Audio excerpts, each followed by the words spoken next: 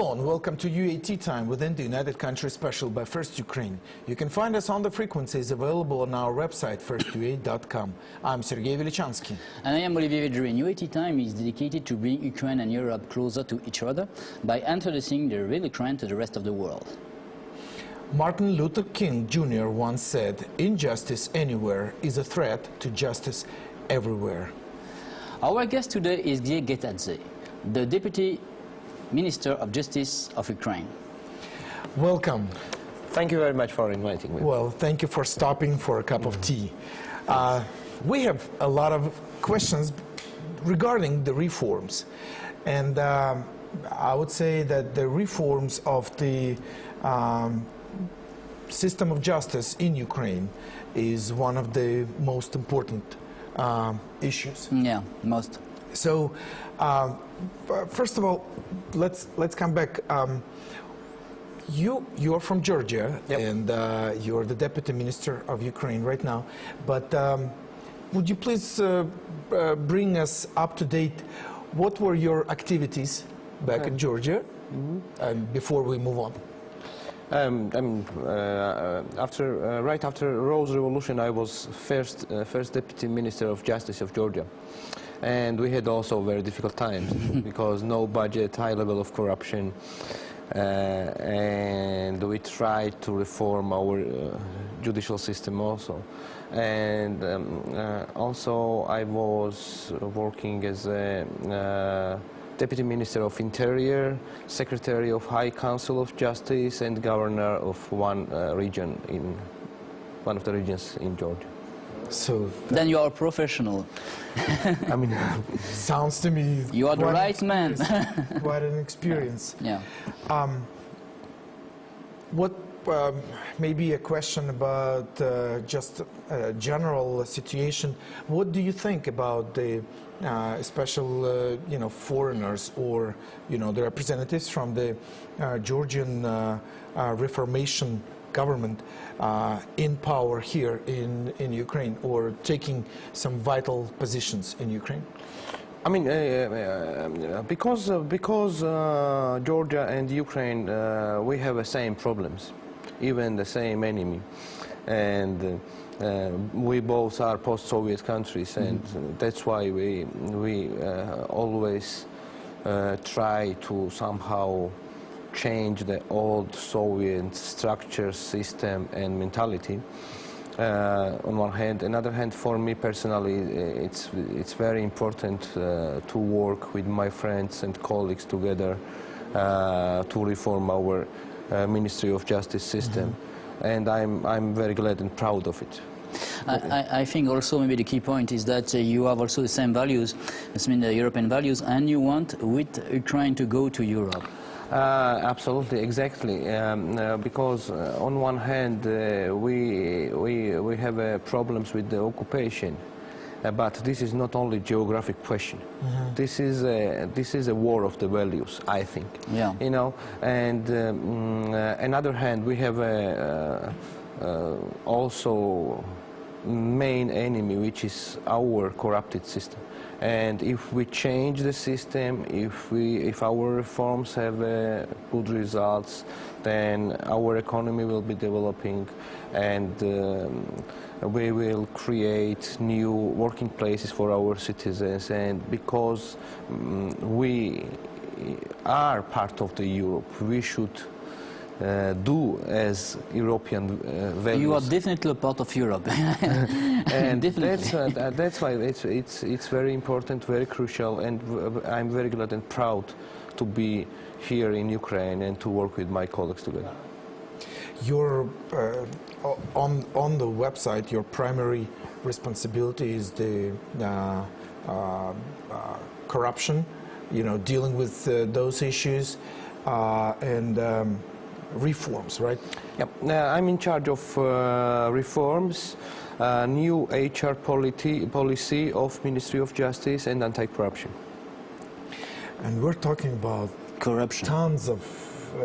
Tons of issues right there, you know, because if we talk, you know, the court system, because from one side, it's kind of, for the government, for the powers, for the authority, it's good to have obedient courts because they fulfill what the government wants, but at the same time, it's too idealistic to expect that the same very courts, very same judges will not be doing something for their own pocket as well. So we're talking about the, you know, finding the balance between the law obedient, you know, yeah, finding the law obedient. You're right, but for European Union, really, corruption in justice system is really a key point for Ukraine. And this is one of the big problems we always underline in European Union, the problem of justice in Ukraine. And we know that the corruption in, for the judge, for example, for the court, in the court of justice is very, very large. And we know that in European Union. And we are looking very, very closely the reforms the Minister of Justice of Ukraine will do. And with the war, the corruption is, for Europe, a key issue to solve the crisis in Ukraine. And your work is very important for Europe and for Ukraine. And I want to talk also about one thing. In Ukraine, you have all the laws, a lot of laws, but I want to talk about the process of the laws. Absolutely. Because in France, we know, and in Europe, we know that you have a big, large code of law. But you have problem in the application of the law and in the application of the process. Can you explain? Maybe, I mean, yes, I mean, I will do my best. I will just say my opinion, maybe I'm wrong, but how I see. I mean, I think that one main direction to fight corruption is to adopt right laws. For me, this means less regulations, less licenses, less bureaucracy, less paper, and less laws also. Because sometimes we think that if law is 200 pages and, I don't know, 300 articles, corrupted judge will not take the bribe. No. I mean, laws are not self-working system. Main point is who is interpreting these laws and how this person is appointed. According to what kind of procedure? Because unfortunately, I mean, I am Deputy Minister of Justice, and I say that we have in our country judges who paid bribes to be appointed. And everyone, all our citizens know how much was cost for different courts to be a judge. On the other hand, we have professionals who are doing their job, but main problem is our public opinion, because our public opinion, only 5% of our public trusts judicial system, which means that to be clear, our situation in judicial system is disaster, which means that we should change the system. And during the changing of the system, we should try that politicians should not have a power to manipulate with judges. Because on one hand, we should change the system, on the other hand, we should prevent that politicians should not manipulate. That's another problem, because let's talk about some European country. In some European country, the politician, executive power is different from the power of law, legislative power. Yeah. And what you will do in this way of thinking, like in European Union? I think that, first of all, we should change the structure and the system of our judiciary. Because there are different working groups working, I mean, discussing procedures of appointment of judges, procedures. But I think that the main problem also is our structure. If you let me know, I will write down and show you, because maybe it will be much more kind of, I can be much more clear. So, we have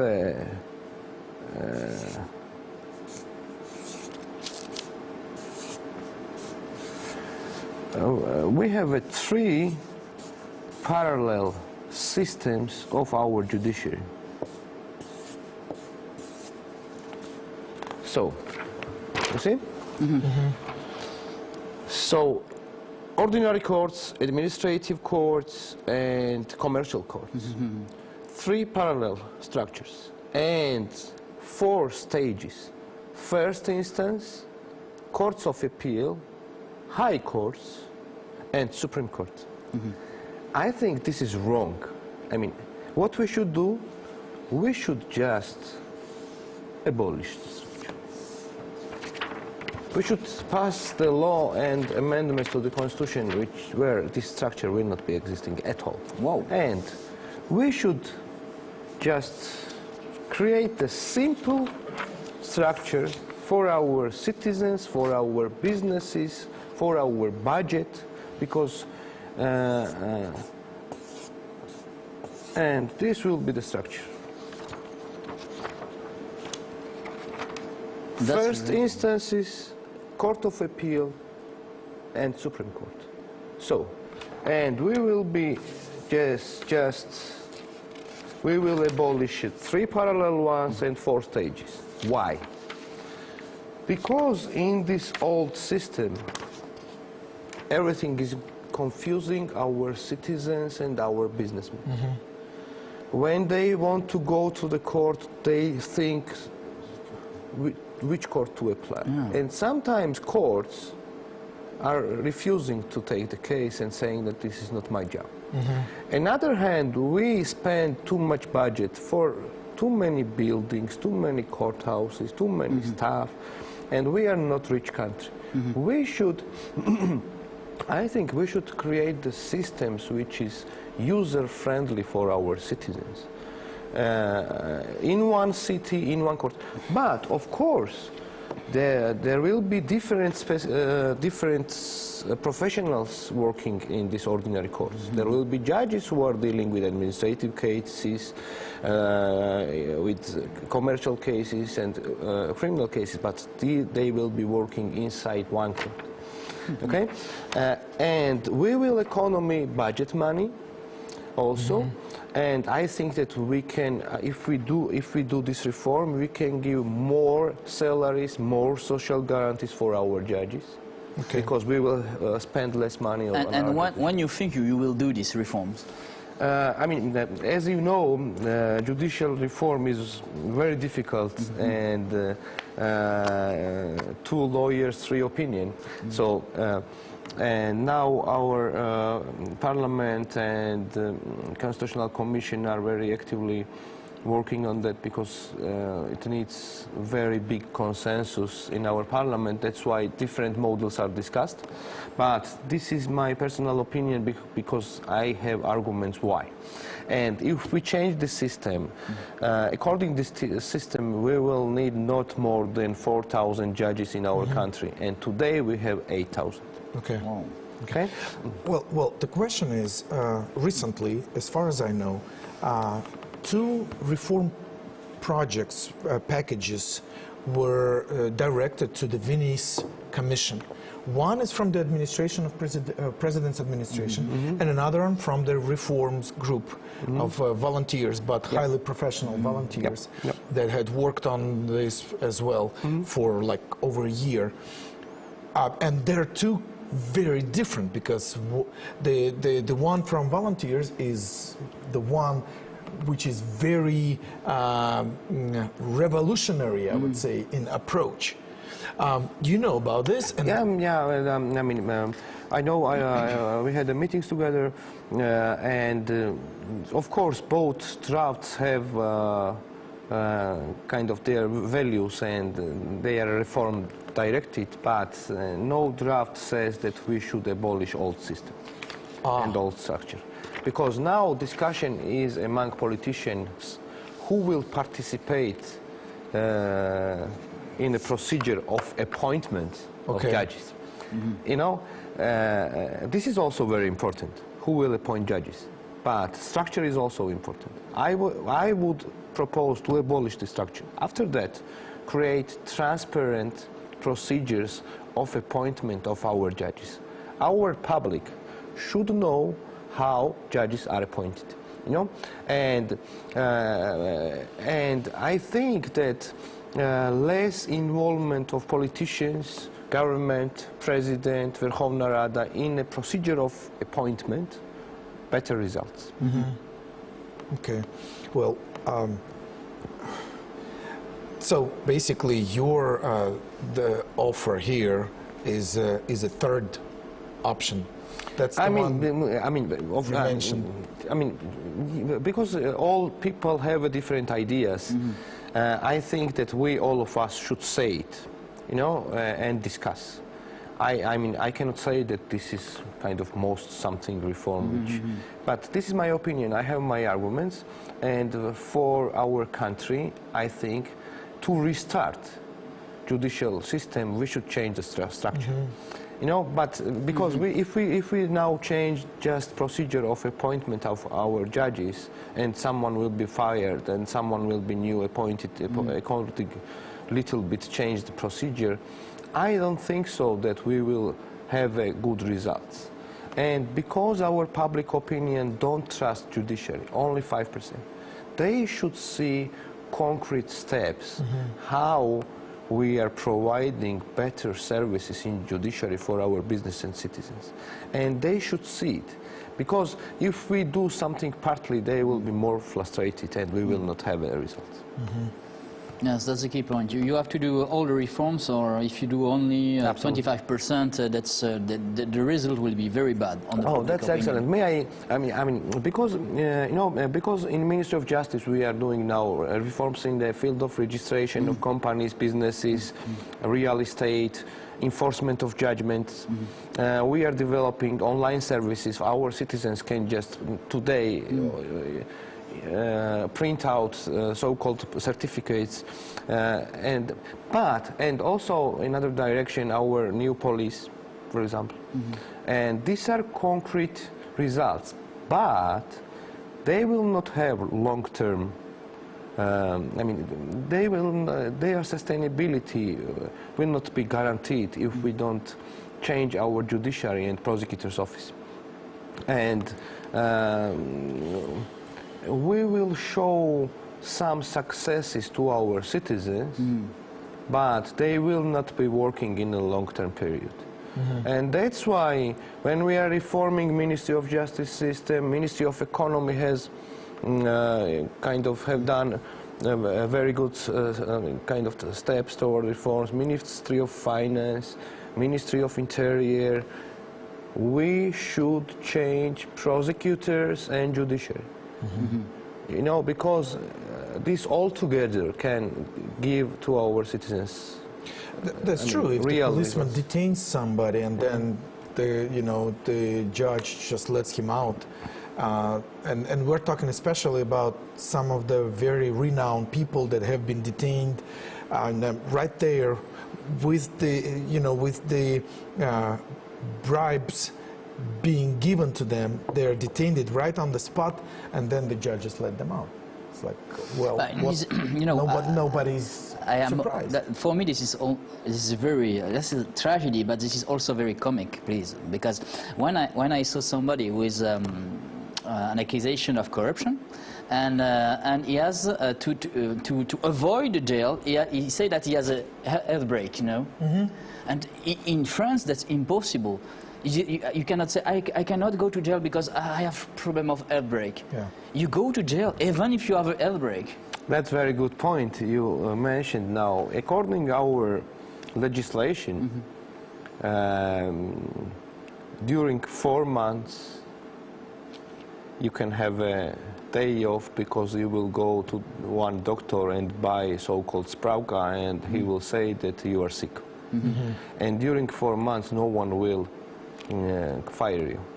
And these kind of norms in different laws we should change and abolish. That's our function. How I see anti-corruption. Anti-corruption is not only that someone should be jailed. Anti-corruption is to find regulations who are supporting corrupted system. Because and abolish it. We know that some businessmen who are corrupted, they say they have a outbreak and they continue to do their business in the hospital during 5 months. Well, did you deal with the same issues, with all of the same issues back in Georgia when you were? Of course. How similar were they? Of course. I mean, even worse. Well, in Georgia, it was even worse because, I mean, let's see, state budget during Shevardnadze's time was 700 million laris, which was something like 500 million US dollars. Country's budget, because everything was illegal. No one was paying taxes. Everything was corrupted. Okay. After our reforms, concrete result, 7 billion laris after 3 years. Whoa. This is concrete facts. Okay. Why? Because we administered taxes. Our businessmen knew what to pay, and these taxes were less than in other countries, and we opened doors for new businesses. And when you are developing services anyway, it affects the business. You know, when you develop online services, when you have less regulations, less licenses, then business is coming to you. Now, in our country now, to do construction, as I remember, you need 22 signatures. We should abolish it. Sure. Because businessmen should not go to different agencies and ministries and ask for 22 signatures to begin construction. Because we all know that these procedures had the corruption goals before, and for every signature someone was paying big bribes. And if we would like to change the system, we should change. You know, I talk with some businessmen, French businessmen, and they say to me, Olivier, when I want to invest in Ukraine, I think they want to lose me in the administration. They want to lose me in the administration. Excellent. And point. If I don't want to be alone in this administration, if I don't want to lose time in this administration, I need to pay. Yeah. And really, some administration or some institution, they use this administration to lose your time. Absolutely, absolutely. Because you know, because this is old Soviet tradition. Because for our citizens during Soviet Union, state officials were heads of the nation, not vice versa. And now we should abolish old procedures and create procedures when we will be better serving our people. You know, and this transformation, of course, it is difficult. But we have concrete results. You can go to online and register the company, which was unbelievable before. Okay, and we will develop online services. We will provide our citizens better services in registration of the land, registration of the businesses, enforcement of judgments, because we decentralize and demonopolize these systems. And there will be no lines for different kinds of certificates. Our parliament adopted by first hearing very important laws about registration. And in near future, also very important law about enforcement of judgments in civil cases will be adopted, which means that after they are enforced, after January 1st, Ministry of Justice will be absolutely different ministry. I mean, absolutely different. What was the result of, because I totally agree with you, in Georgia you did a lot of reforms, I totally agree. But can you explain what are now the result of those reforms in investment? In foreign investment. Foreign, that's in Georgia or in... Yeah, in Georgia. I mean, we created, very friendly environment for the investments. That's a good point. You know, you can go to the Justice House and get the registration of your company in 15 minutes. You can go to the bank and you can open account in 15 minutes. You can write to tax office that I am already born as a company and this is my legal address. So we abolished regulations which were created before because someone wanted to take bribes. And I hope in Ukraine that will be the same. You know, result. this is. I mean, we don't. I mean, this is not. This does not need some special knowledge. This need. I mean, we should just want and do it. Okay. You know. And if we don't want to do it, then we can find always many arguments why it is not possible. Here's my offer to meet again in about 3, 4, 5 weeks. To hear more of the new developments. We'll be glad. And we will be more than happy to have you back to give you the platform to share more, because our viewers are the Europeans and the Western people that are interested to know what Ukraine is all about, what is happening. So, where justice is denied, where poverty is enforced, where ignorance prevails, and where any one class is made to feel that society is an organized conspiracy to oppress, rob, and degrade them, neither persons nor property will be safe. Frederick Douglass. Our guest today was the Deputy Minister of Ukraine, Gia Getsadze. It was United Country UAT time by First Ukraine. Thanks for joining us for a cup of tea. Olivier Vedrine and Sergey Velichanskiy were working for you in the studio. Stay with us and we will show to you the real Ukraine. Thank you for being with us. Have a good day and see you soon.